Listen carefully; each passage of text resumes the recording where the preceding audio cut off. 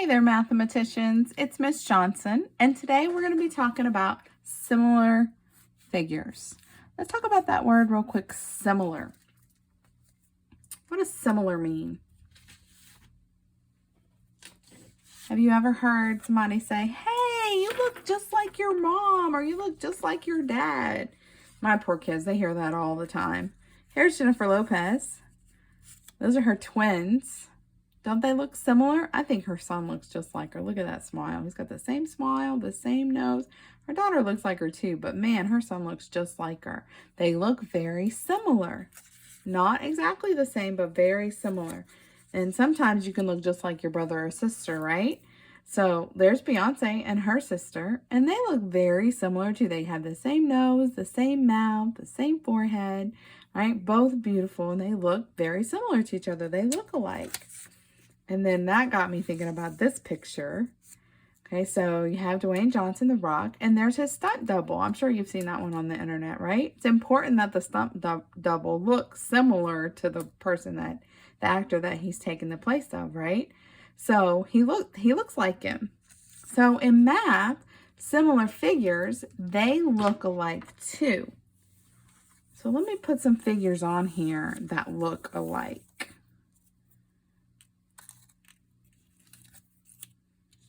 So what kind of shapes are these? Yep, they're triangles. They're all triangles.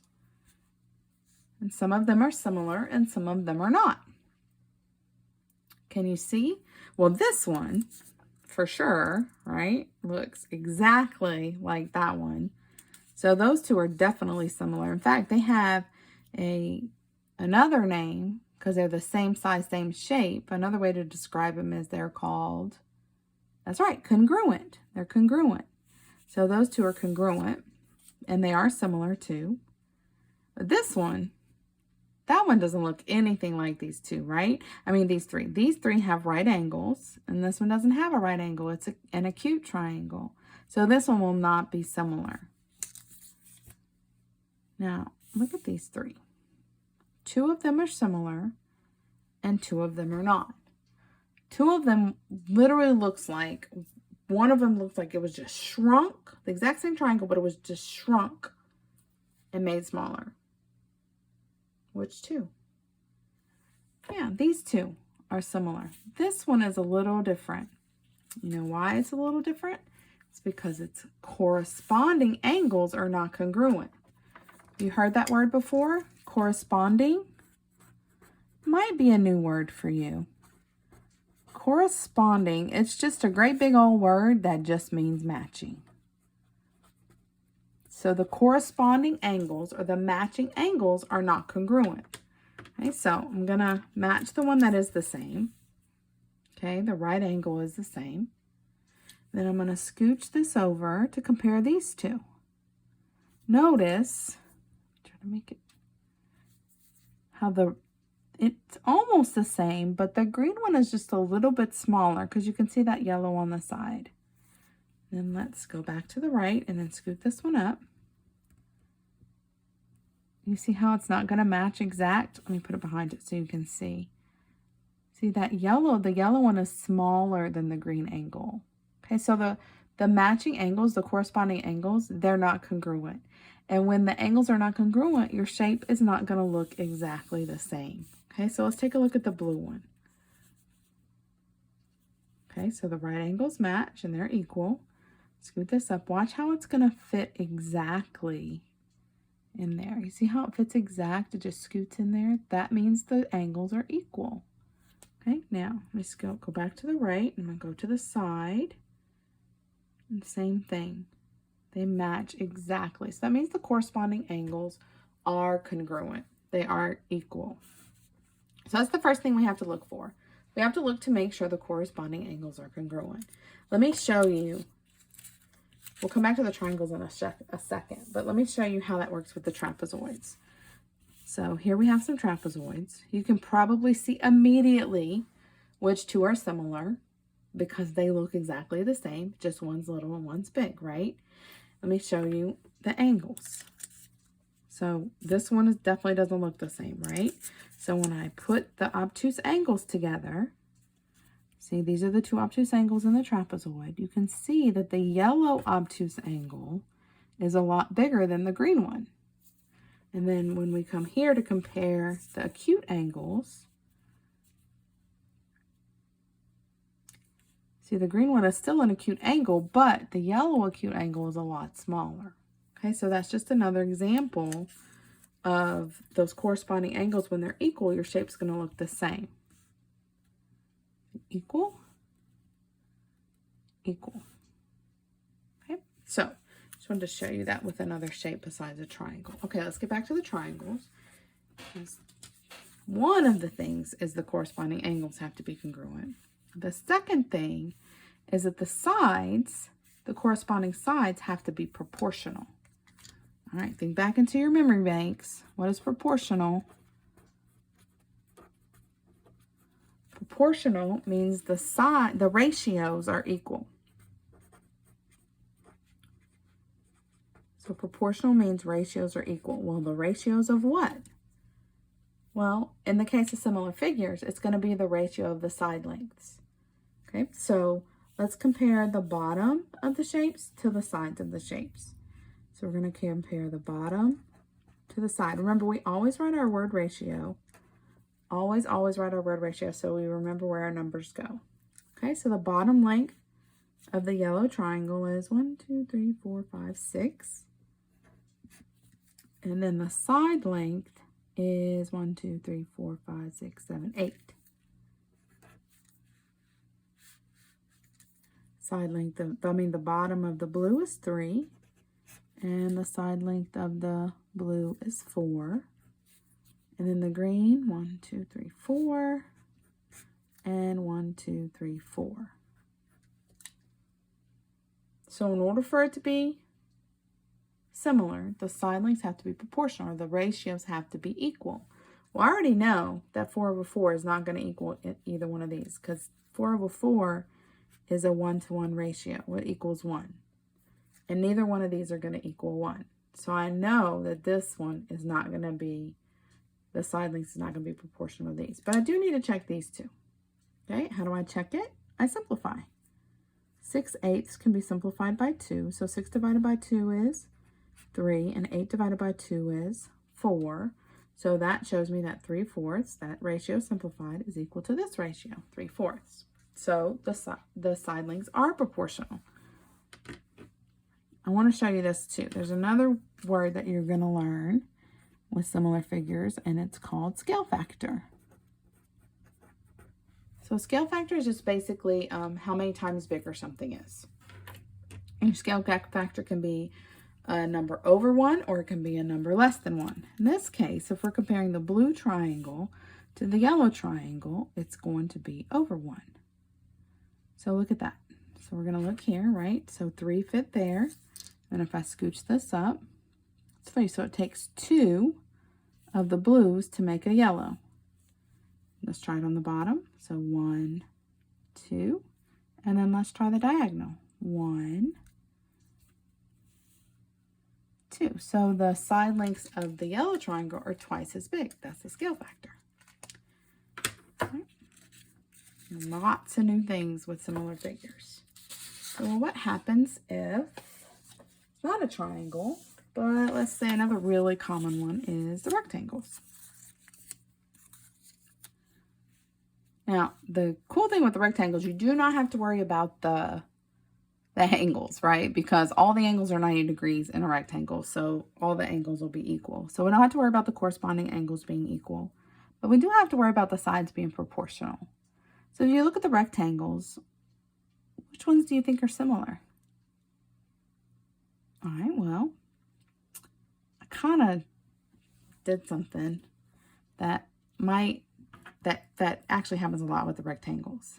You see how this is the short side of this rectangle? Well, I put it next to the long side of this rectangle.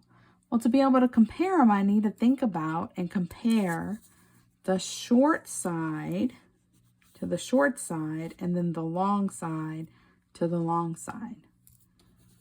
You got to make sure you're comparing the corresponding sides, the matching sides, right? So you got to compare short to short and long to long. Okay, so just keep that in mind. You got to watch out for that because they try to trick you. Try to trick you with that. Okay, so if I'm looking, I'm going to compare the short to the long side. Okay, so the short side of the yellow is 1, 2, 3, 4, 5, 6. And then the long is 1, 2, 3, 4, 5, 6, 7, 8, 9, 10. And then the blue is 3. And then the long side is 1, 2, 3, 4, 5. And then the green is 2 and 1, 2, 3, 4. Okay, so I want to see which ones are equal. So I'm going to simplify. That's 3 to 5. And then this simplifies by 2. And that's 1 to 2. So 3 to 5, 3 to 5, 1 to 2. So which ones are equal? So the yellow and the blue will be similar because the 3 to 5 matches the 3 to 5. And we can see it again with that it's double here. Now, it doesn't have to be double. It just happened to be what my shapes were. It can be 1.5. It can be 3, 5, whatever. All right, so and look at this one. So we've got 2, 2, and 2. So the short side is 3 times as big, but look at the long side. It's 1, 2, and then that's definitely not going to be enough to make a third one. Because if this had 3, then the long side would have to have 3 too, and it doesn't. Okay, so definitely not similar. Okay. All right, so similar figures. Corresponding angles have to be congruent, and the corresponding sides have to be proportional. Now, I'm going to show you some things, a couple more things to watch out for. All right, a couple more things to watch out for. Okay, so we're going to use the triangles that we used earlier, the yellow one and the blue one that we already know are similar. Now, take a look at that. What do you notice? You notice anything that I did with those? Yeah, that blue one is like turned upside down, right? So earlier when we looked at it with them side by side, and it was real easy to match the corresponding sides. But when it's flipped crazy like that, we have to be super careful about what matches with what corresponds to what, okay? The great thing is that they have to tell us, they have to like name the triangles, okay? So we have triangle A, B, C, and then we have triangle E, F, G.